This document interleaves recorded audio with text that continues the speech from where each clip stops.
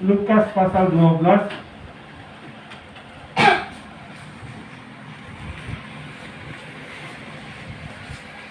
ayatnya yang ke-35 sampai ayatnya yang ke-48.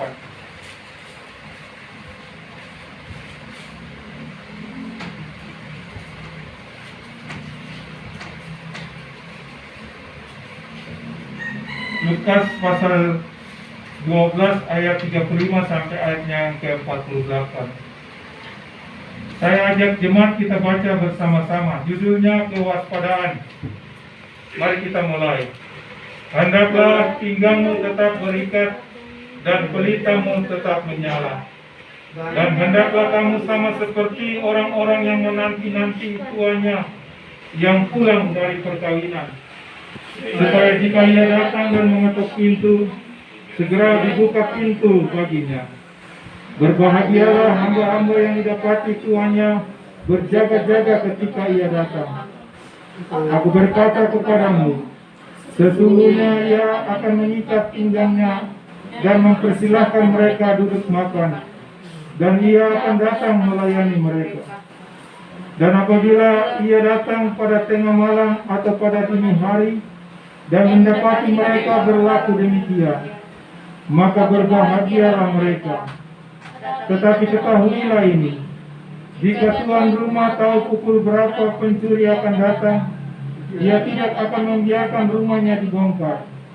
Hendaklah kamu juga siap sedia, karena Anak Manusia datang pada saat yang tidak kamu sangkakan.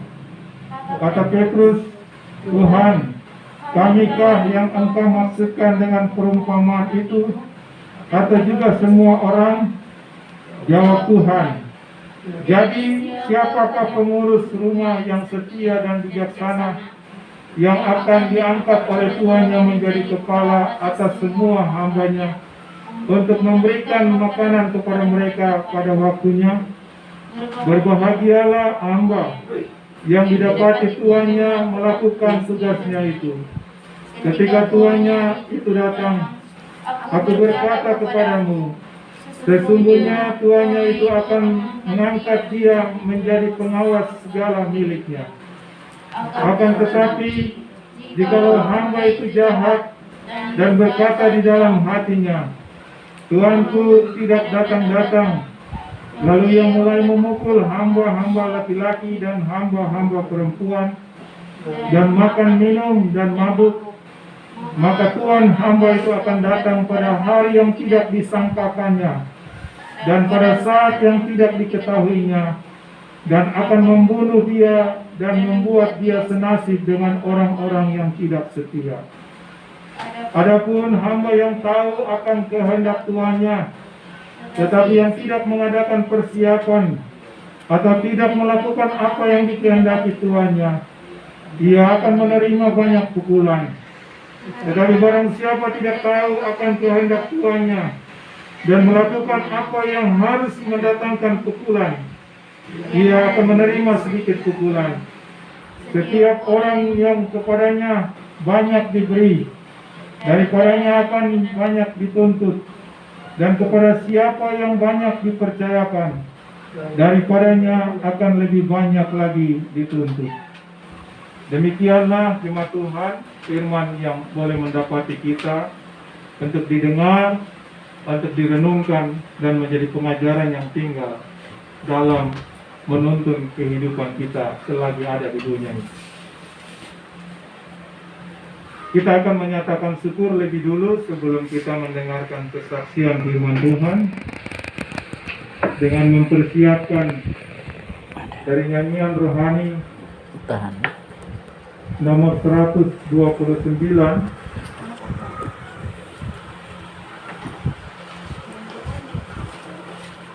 Kita akan nyanyikan nyanyian rohani 129 ayat 1 dan ayat seperlunya untuk mengantar majelis jemaat dalam mengumpulkan setiap syukur yang Bapak Ibu Saudara dan anak-anak sudah siapkan, di dalam memberikan semua yang menjadi hak Tuhan, tapi juga di dalam menopang semua pekerjaan Tuhan lewat jemaat. Sebelum kita memberikan persembahan syukur, Firman Tuhan berkata, barang apa yang kamu buat dengan perkataan atau pekerjaan, buatlah semuanya dengan nama Tuhan Yesus sambil mengucap syukur olehnya kepada Allah, yaitu Bapa. Karunia baik semua dan segenap hidupku.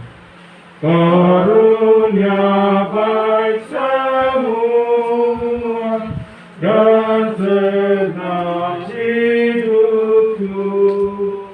Pemberian Tuhan juga dan berkat tangan-Mu,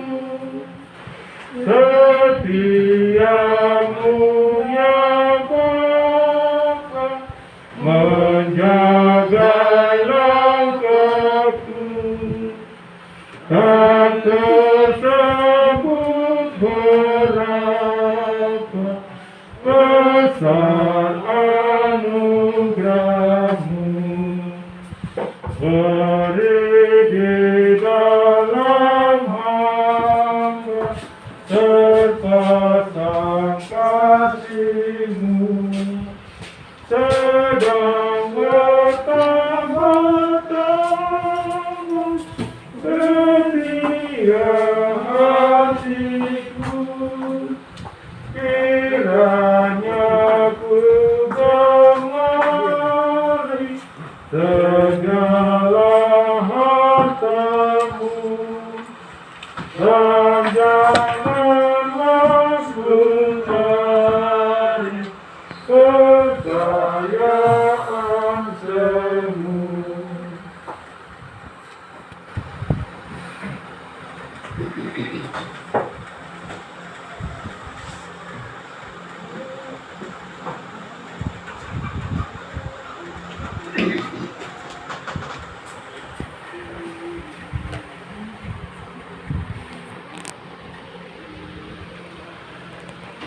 Bapak Ibu saudara-saudari yang dikasihi dan diberkati oleh Tuhan Yesus Kristus, dari perumpamaan tentang pesta nikah,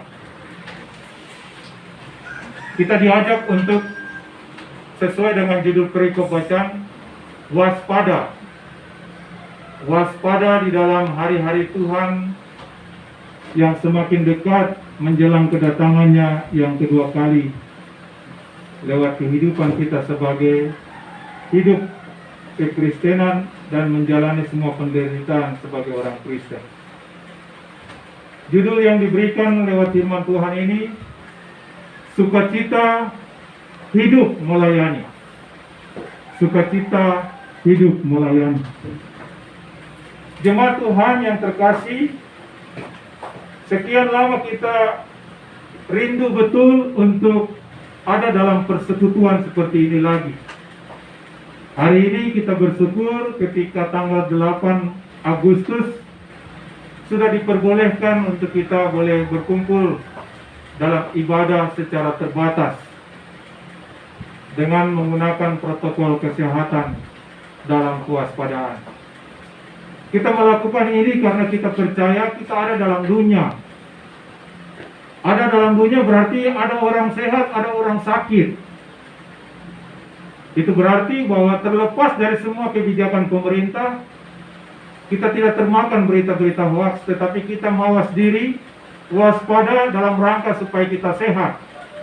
Kalau kita sehat, baru kita bisa melakukan semua mimpi-mimpi kita dengan baik. Karena itu selaku persekutuan orang percaya dalam jemaat, pantaslah kita mengucap syukur hari ini. Tetapi bukan berarti kita lengah, tetapi harus waspada dan siap sedia selalu. Sebagaimana firman yang akan memberikan pesan nantinya setelah kita selesai mendengarkan firman ini. Bapak Ibu saudara-saudari, anak-anak jemaat Tuhan yang terkasih, kondisi tanah Papua menjadi persoalan yang serius saat ini.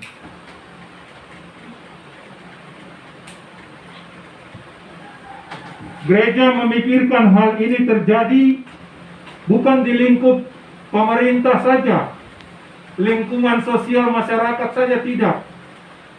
Tapi keprihatinan ini terjadi di dalam kehidupan bergereja pun. Bagaimana hidup orang Kristen Dan bagaimana orang Kristen yang menjalani penderitaan itu, yang tidak mengerti arti penderitaan itu sebagai senasib sepenanggungan dengan Kristus itu, harus mengeluh walaupun penderitaannya tidak sehebat pengorbanan Yesus.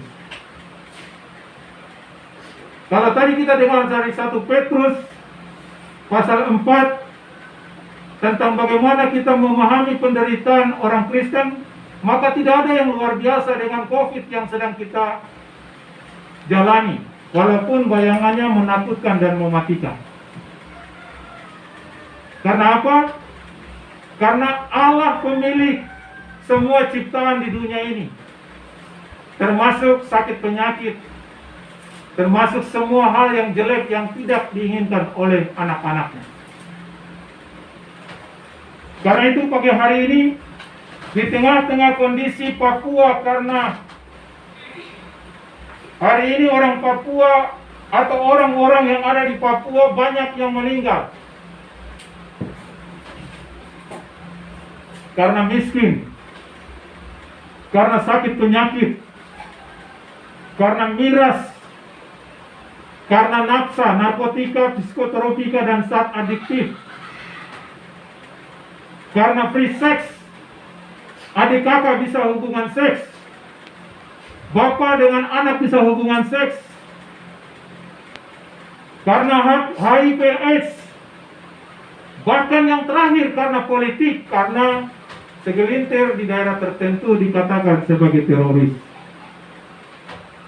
Dampaknya dirasakan oleh masyarakat jelata. Bagi yang kuat masih tetap hidup dan menjalani, tapi bagi yang tidak sudah pergi menghadap Bapa. Di tengah-tengah situasi ini, apa yang sudah dilakukan gereja atau apa yang sudah dilakukan oleh setiap kita sebagai orang percaya dalam menjalankan misi untuk menumbuhkan pengharapan di tengah-tengah situasi, kondisi, suasana, dan keadaan ini.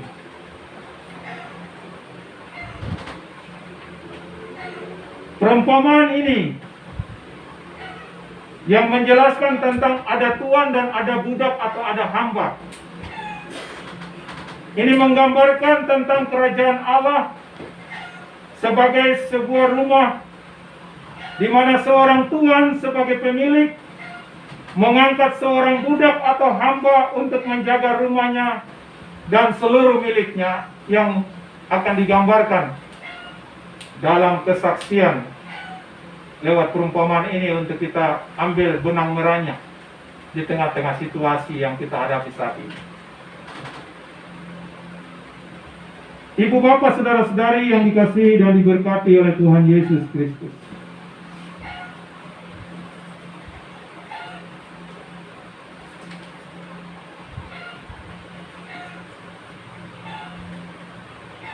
Kalau kita lihat tadi ayatnya yang ke-35, ada dua benda, ikat pinggang dan pelita. Dalam konteks ketika Tuhan Yesus membicarakan perumpamaan ini, kita tahu pada zaman itu budak itu diperjualbelikan di pasar budak.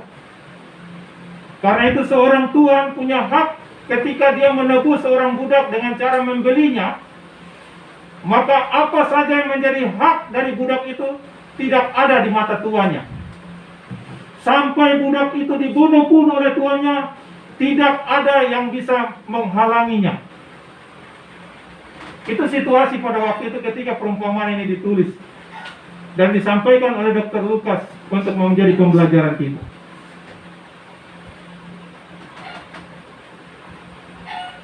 Ketika seorang hamba atau budak yang memakai pakaian jubah, jubah itu pakaian terusan seperti daster begitu, sampai kepada kaki.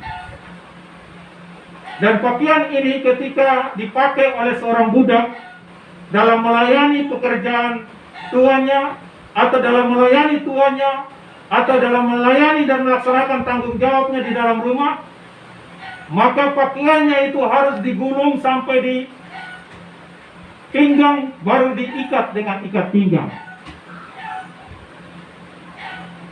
Itu secara tradisi pada waktu itu. Tetapi yang dimaksud dengan permainan kata ikat pinggang di sini, yang dimaksud oleh Tuhan Yesus adalah ikat pinggang tetap berikat. Itu artinya menggambarkan kesetiaan dan ketaatan. Sama seperti budak tadi. Demi kesetiaan dan ketaatan kepada tuannya, dia gulung itu jubah sampai di pinggang lalu dia ikat, supaya dia bekerja dengan leluasa. Jadi ikat pinggang ini menggambarkan kesetiaan dan ketaatan dalam setiap sisi kehidupan kita. Laksana seorang perwira yang akan selalu patuh kepada komandannya. Seperti itulah budak patuh kepada tuannya. Dia setia, dia taat, dia punya hak asasi dicabut. Kalau pembantu sekarang masih punya hak asasi, dapat gaji, dapat beras, dapat belas kasihan. Pada waktu itu tidak. Bapak, Ibu, Saudara, dan anak-anak bisa bayangkan, hanya karena kemurahan saja dari seorang tuan baru bisa dia memiliki. Sampai nyawanya pun menjadi taruhan oleh tuannya. Itu gambaran yang pertama tentang arti ikat pinggang yang berikat di pinggang. Itu mau menjelaskan bagaimana kita harus setia dan taat dalam setiap sisi kehidupan kita sebagai anak-anak ataupun sebagai orang dewasa. Dalam hidup untuk melayani, hidup untuk bekerja bagi pekerjaan Tuhan sesuai dengan talenta yang kita miliki dari sejak lahir dan sesuai dengan karunia yang kita miliki sejak kita lahir. Talenta itu dimiliki dan dibawa dari lahir, sedangkan karunia itu dimiliki sesudah dia lahir, baru dia mendapatkan karunia. Jadi kita harus melakukan itu, karena itu bukan milik kita. Pemilik ini semua adalah Allah, Tuhan, yang digambarkan dalam perumpamaan ini. Hal yang kedua adalah di situ digambarkan dengan benda pelita. Pelita yang tetap menyala. Pada waktu itu ketika seorang budak bekerja dan menantikan dalam ketidaktahuan kapan tuannya mau datang, dia tetap siap siaga, tetap siap sedia menanti dengan sabar tapi juga dengan sungguh-sungguh. Dan ketika dia menanti seorang tuanya datang pada malam hari bahkan dini hari, maka dibutuhkan pelita untuk memancarkan cahaya yang akan memandu dia untuk menyambut seorang tuan atau tuannya datang mengetuk pintu dan dia membukakan pintu baginya. Itu gambaran pada waktu itu. Pada waktu itu tidak ada penerangan lampu seperti sekarang. Yang satu-satunya bahan penerang itu adalah pelita. Karena itu dalam perumpamaan ini digambarkan seperti itu. Tetapi yang dimaksudkan dengan pelita dalam pesan rohani lewat perumpamaan ini adalah ketika Lukas bilang pelita kita tetap menyala, itu berarti bahwa kesiapan kita untuk terus memastikan kita bahwa roh kita itu tetap menyala-nyala untuk melakukan semua seperti yang dikehendaki Tuhan hingga kedatangannya yang kedua kali. Tidak boleh ada roh yang lain, hanya ada roh Allah atau Roh Kudus yang tetap berkobar-kobar. Semangat kita tidak boleh kendor, seperti dikatakan dalam Roma 12 ayatnya yang ke-11. Semangat kita tidak terbatas pada orang lain, tetapi semangat kita itu harus tertuju kepada Tuhan. Sehingga walaupun kita sakit, hanya karena pekerjaan Tuhan harus kita laksanakan dengan karunia kita, dengan talenta kita, maka kita mengerjakannya tanpa kita melihat orang lain. Dalam jemaat ini, Kita lihat, kalau kita mau mengukur orang lain, pasti kita kecewa. Kalau kita mau melihat orang lain yang tidak memiliki roh yang menyala-nyala untuk melakukan pekerjaan Tuhan dan hidup melayani, pasti kita tidak akan lakukan yang bisa membuat perubahan dalam jemaat ini.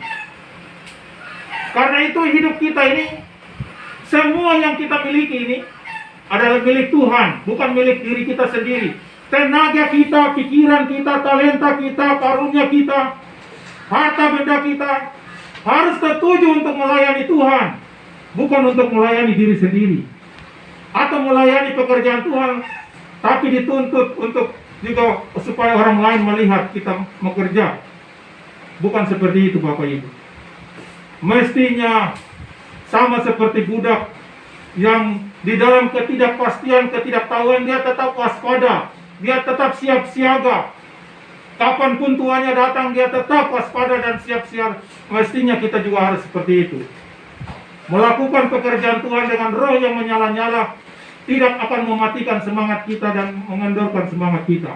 Apapun juga keprihatinan yang kita lihat di dalam jemaat ini. Karena itu semua yang kita kerjakan bukan untuk kemuliaan manusia, bukan untuk kemuliaan panitia, bukan untuk kemuliaan majelis, bukan untuk kemuliaan orang-orang tertentu, tapi untuk kemuliaan Tuhan. Ini yang tidak terlihat dalam jemaat ini secara merata. Kadang-kadang kita kerja, kita melihat orang lain. Kerja saja. Semuanya pada akhirnya akan dipertanggungjawabkan oleh masing-masing. Siapa yang setia dari perkara kecil seperti seorang budak ini, dia akan dipercayakan untuk melaksanakan perkara yang besar. Itu di akhir dari bacaan kita tadi kita dengar. Bagaimana tuannya datang dan lihat, bagaimana dia begitu diharapkan dan melakukan segala sesuatu dengan benar, dengan baik, dan dipercayakan dengan tugas yang lebih besar lagi. Seperti itulah Bapak Ibu Saudara dalam jemaat. Ketika lewat gereja ini ada pekerjaan Tuhan yang mau melibatkan Bapak Ibu, lalu Bapak Ibu mengerjakannya untuk dia dengan sungguh-sungguh, maka sudah barang tentu Tuhan akan memperhitungkan itu. Semua yang Tuhan kasih kepada setiap kita ada tolak ukurnya.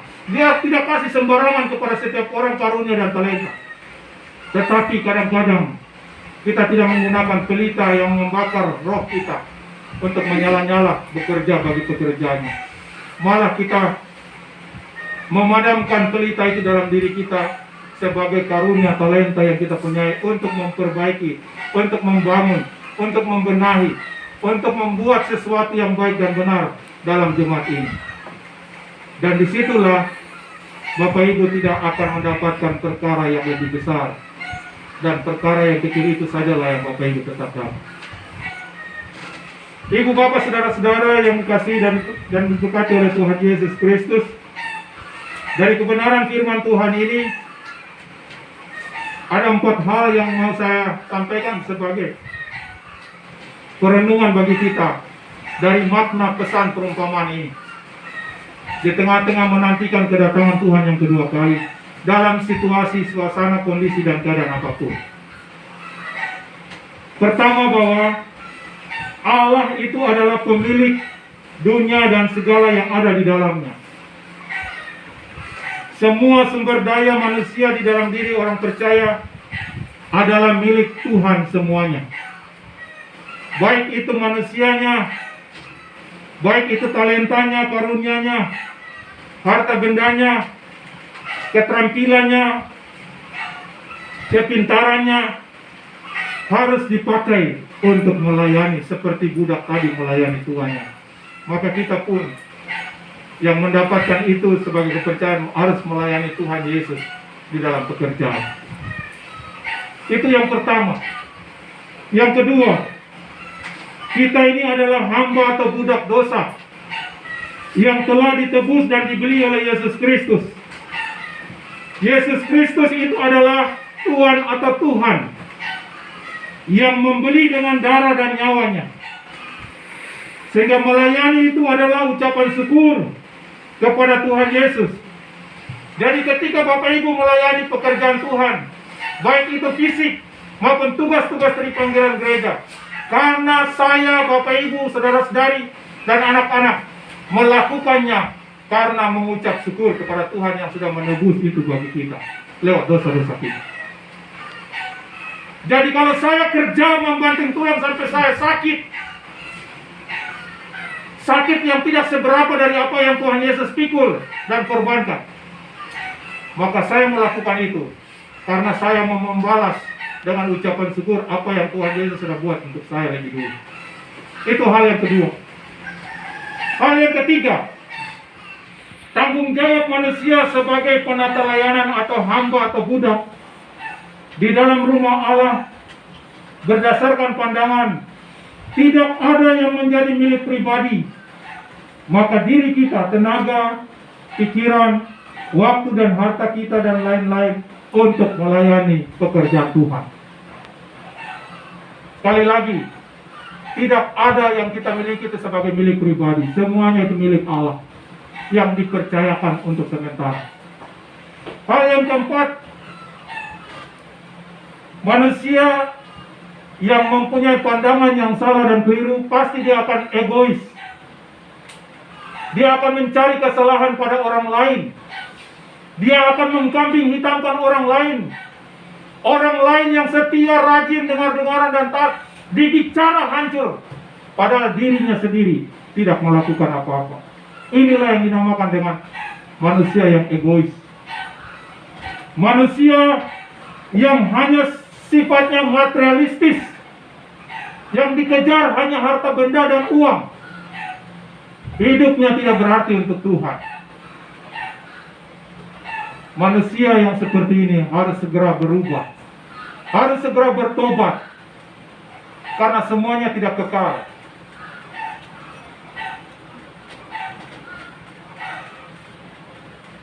Manusia seperti ini tidak boleh menyesal dan minta maaf.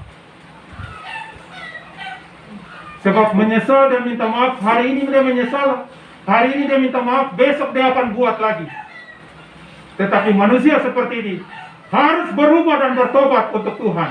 Bukan untuk pendeta, bukan untuk majelis, bukan untuk bapak, bukan untuk mama, bukan untuk orang lain, tapi untuk Tuhan. Sebab kalau dia punya pemahaman seperti itu, maka dia akan tahu bahwa hidup ini saat ini tidak berarti karena dia mempunyai pemahaman yang salah. Yang terakhir,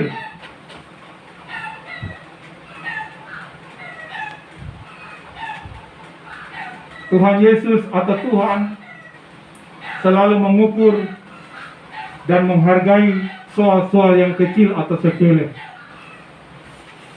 Kalau kita bisa setia dan dipercayai di dalam hal-hal kecil, maka pasti bisa dipercayai juga dalam hal-hal besar.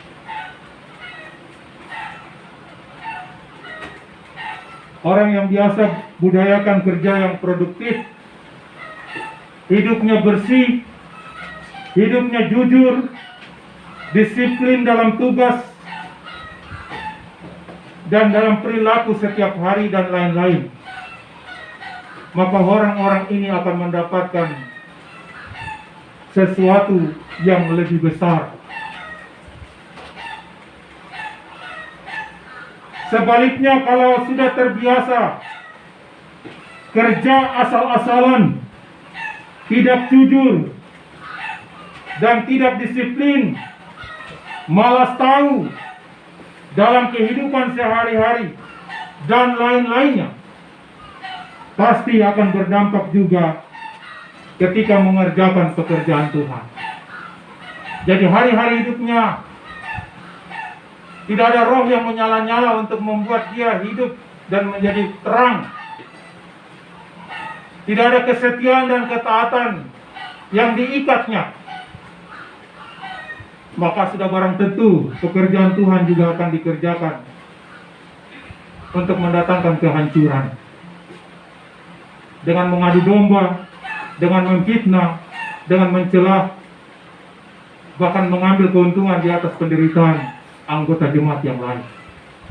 Mudah-mudahan firman Tuhan pagi hari ini yang temanya sukacita karena hidup melayani, Berbahagialah bagi setiap orang yang sudah melayani, teruslah melayani dengan sukacita. Tapi berusahalah bagi setiap orang yang belum melayani, supaya ikat pinggang dan pelita yang melambangkan sesuatu yang penting dalam diri setiap anak-anak Tuhan akan membuatnya lengkap di dalam menyambut kedatangan Tuhan yang kedua kali, dan menjadi berarti ketika dia ada di tengah-tengah jemaat ini, tapi juga lebih khusus dalam keluarga. Tuhan yang punya firman ini memberkati kita semua. Amin.